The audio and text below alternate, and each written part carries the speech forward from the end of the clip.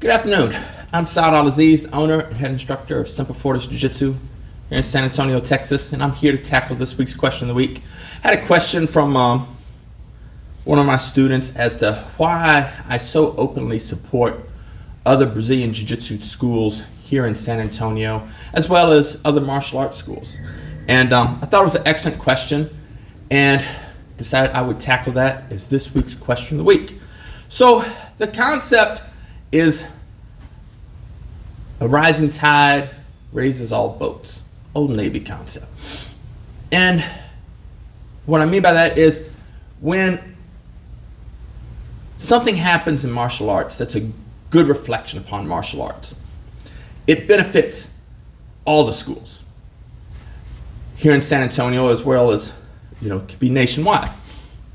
For instance, maybe about a year ago, there was a Brazilian Jiu-Jitsu student at a school here. I believe the school is called House of Jiu-Jitsu. It's in downtown San Antonio.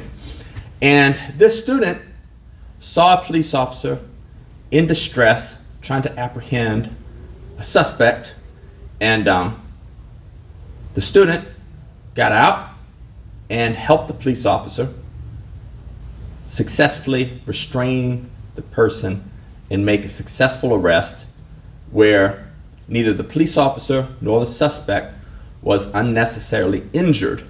And that was due to the involvement of that student, which was a great reflection on that student, and as well as his home school, House of Jiu-Jitsu. And I give him props. But it was also a great reflection on the entire Brazilian Jiu-Jitsu community. Like, we all benefited from the community watching the news, seeing this student do a good deed, and seeing the student use Brazilian Jiu-Jitsu in a positive way, because, I'll always get comments on, Jiu-Jitsu techniques, where some experienced street fighter be like, oh, that'll never work in a real fight.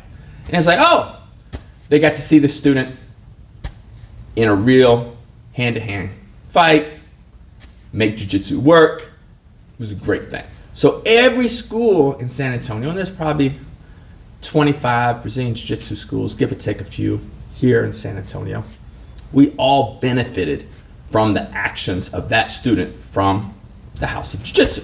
So it was a great thing. On the opposite side of the coin, this past summer, the owner of a Brazilian Jiu-Jitsu school on the west side of San Antonio got arrested for sexually assaulting one of his 14-year-old students. So I believe the school's out of business now. But you can Google the incident. I'm sure it'll pop up. School owner arrested for sexually assaulting 14-year-old student. That is horrible for the entire jiu-jitsu community, as well as the entire martial arts community. It hurts us all. It doesn't just hurt that one school, and like I said, they're probably out of business. I haven't tracked the story, but I would imagine they're out of business. Like, who would bring their kids? Well, even what adult would want to train with people of this kind of character? But I digress. So that hurt everybody. It didn't just hurt that school. Everybody in the jiu-jitsu community was adversely affected by the actions of that one school. And it's the same thing with just martial arts in general. Like, when I was looking for, back in 2016, I was looking for a space to open up Semper Fortis Jiu Jitsu. And I went into a space that used to be a karate school here in San Antonio. And the realtor that was going to show me the property, because it looked like the perfect location, plus it had already been used for martial arts.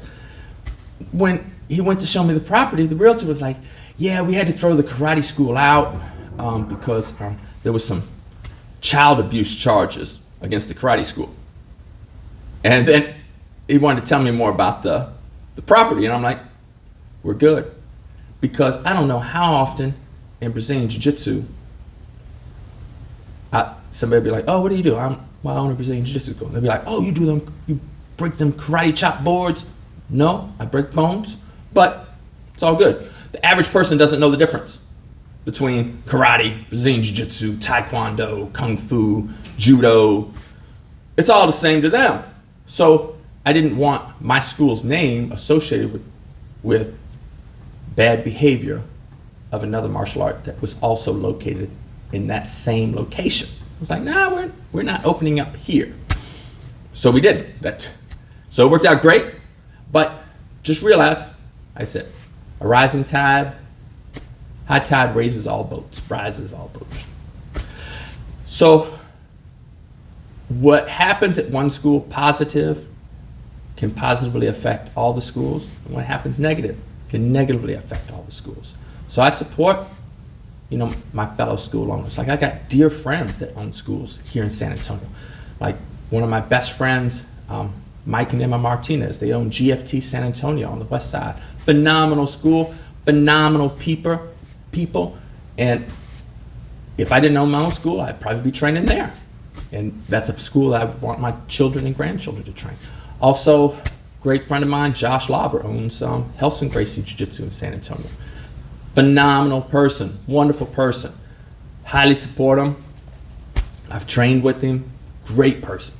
Got good friends. They own Six Blades San Antonio. Same thing. Great people.